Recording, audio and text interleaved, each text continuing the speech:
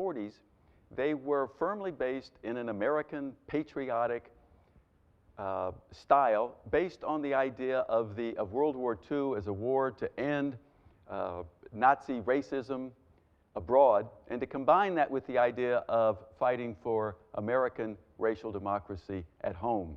And this idea of the Double V campaign, which was an all-American, had an all-American theme to it, was very much prevalent in the 1940s, where the Courier itself was the paper that popularized the notion of that double V. And there were, people got haircuts with double Vs in their hair. They had double V parties. And as you can see in this image, men who went down to the war board would flash the double V sign of saying that, yes, we're ready to fight, volunteer, be soldiers for America, to make this world safe for democracy. We want to make America safe for racial democracy here at home. We want to win both wars.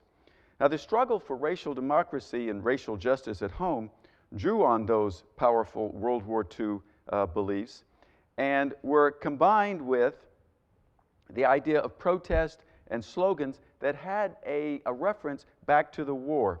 In this case, you can see a poster carried by a man, looks like a Caucasian, as part of a demonstration in the late 1940s, downtown Pittsburgh, against segregated swimming pools, which was a source of a lot of protest in the 40s. The sign reads, "We want democracy at Highland Park Pool, Mayor Lawrence. What do you want?" Another poster reads, "We fought together. Why can't we swim together?" The notion that blacks could fight for America, giving one's life, and not have racial justice on returning home was a patriotic American theme, as in this gathering of men and women in Pittsburgh City Council protesting housing conditions in the Hill District in the 1940s with signs that harken back to those wartime themes. One says, "Better homes or bigger cemeteries."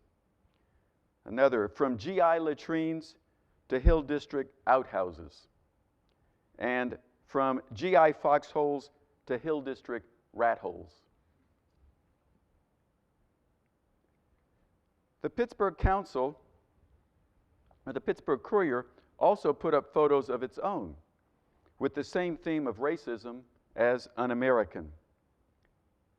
In this case, the Courier billboard reads, "Prejudice in our town? What's that? Keep our children free from actual racial and religious hate." These efforts had an effect.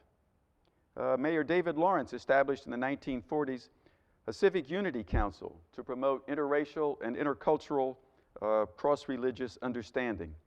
And the American Legion at that time passed an anti-bias resolution and erected downtown a tolerance billboard co-sponsored by Mayor Lawrence saying, quote, "Join the fight against religious and racial hate." In the 1950s, the struggle against discriminatory restaurants continued, with a focus now on employment rather than simply being served. A major campaign was launched in 1953 in Pittsburgh against Isley's, one of the region's most popular eateries, featuring in this case pickets with signs reading, "Isley's will not hire Negro counter clerks," and "Isley's discriminates against Negroes."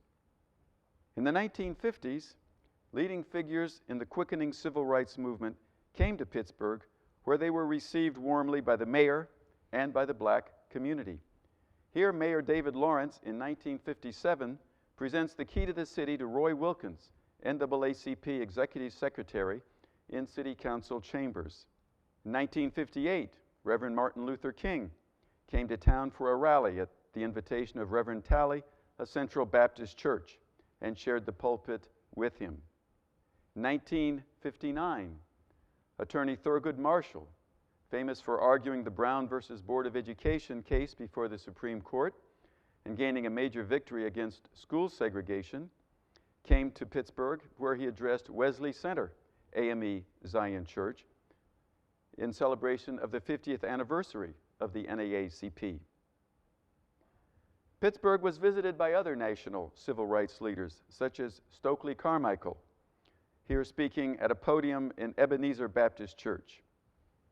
Or Julian Bond, a young Julian Bond, politician at a press conference with reporter Eleanor Shano, local press columnist. The blacks had their own local leaders during this period. The early civil rights leaders of the 50s here included personalities such as Frankie Pace, standing in front of Pace's Citizens Committee for Hill District Renewal office.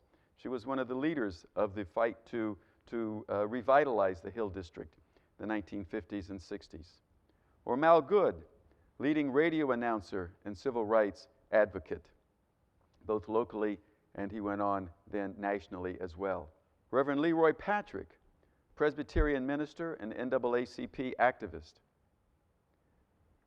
As they had done during the war against Nazi Germany, blacks in the Cold War era used the struggle against a foreign power, in this case Communist Russia, to press the theme that racial discrimination was un-American. This NAACP sandwich board reads, "Protest racial discrimination in employment, which breeds poverty. Poverty breeds communism. This company has a discriminatory employment pattern."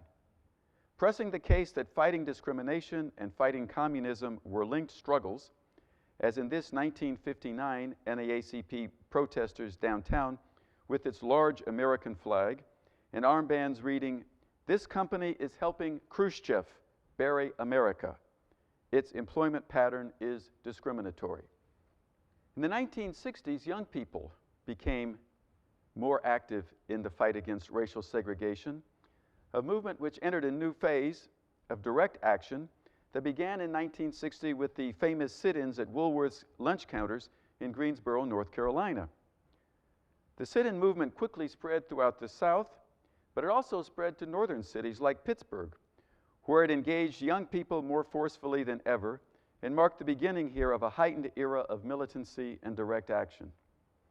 In Pittsburgh, white as well as black college students participated in sympathy marches and picketing against Woolworths.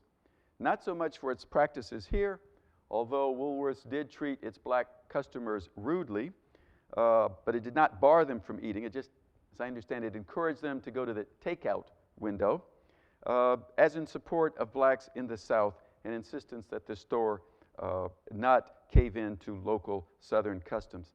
In this case, students from the University of Pittsburgh and Chatham College were picketing Woolworths downtown with signs reading, "Join the fight against segregation, join the fight for human rights." Another sign, "Make Woolworth serve everyone, everywhere." The All-America theme was stressed in a number of demonstrations of the time.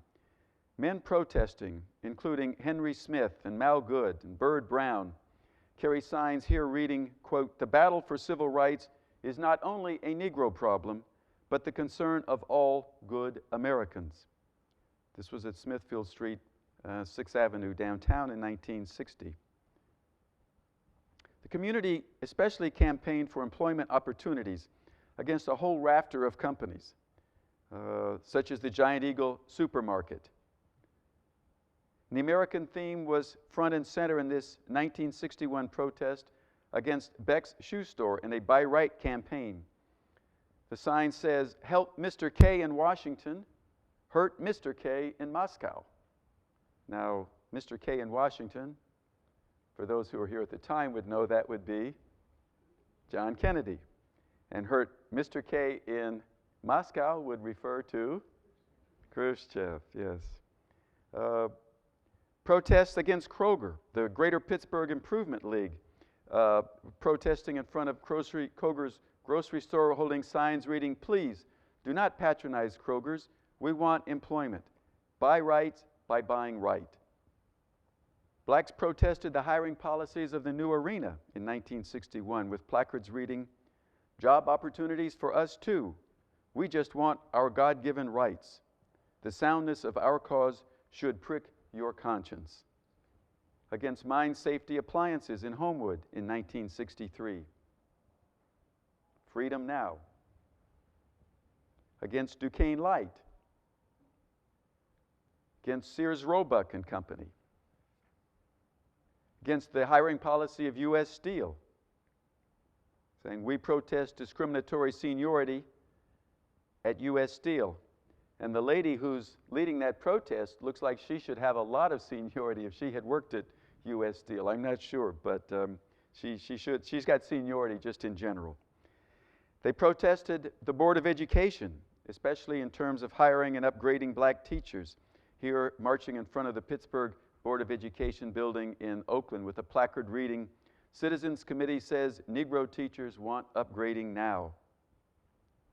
By the late 1960s, the tone and style of the demonstrations took on a sharper edge. This followed the riots that had occurred in Watts, Detroit, and other cities. Pittsburgh had not had a riot, but this signaled a new and more militant and potentially violent phase of the movement, at least in the North. Although Pittsburgh, as I say, had been spared the riots up to that point. Partly the war in Vietnam had radicalized black as well as white youth. And in this case, large groups of Vietnam War protesters downtown with signs reading, "Fight poverty, not Hanoi." "LBJ, where's your support?" A new, younger leadership emerged. Alma Speed Fox, she would love to see this early picture of her wearing a suit and necklace and a staircase in her own home, 1965. Or Tim Stevens, still a community leader who'd love to see this picture of himself as a young man with the afro to beat all afros there at the NAACP headquarters and rally, saying with pickets, NAACP means concerned people.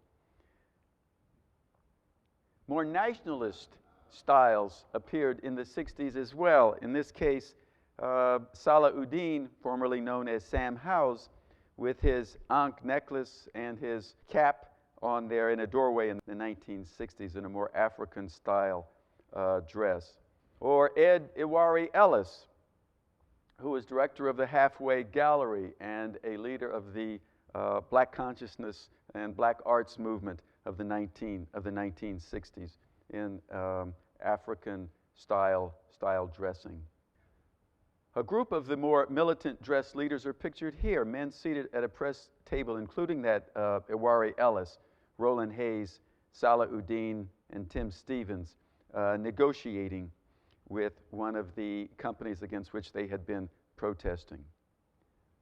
By the 1960s, we even get images of guns present among the protesters, implying or threatening violence, as in this case, Brother Bay holding a rifle and wearing a "Black is Beautiful" button, along with Iwari Ellis at the Moorish Science Temple in the late 1960s.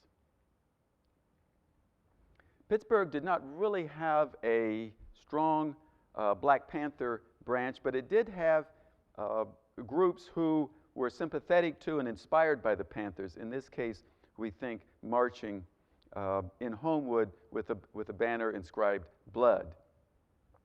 And Malcolm X was certainly very popular here, inspired increasing number of followers in the 1960s. And here we see women and children gathered outside a van decorated with his name and with banners. Jesse Jackson was in town on a number of occasions, here meeting with local black leaders. And George Wallace, the governor of Alabama, notorious for standing in the schoolhouse door, an openly racist political figure, came to Pittsburgh campaigning for president in 1968,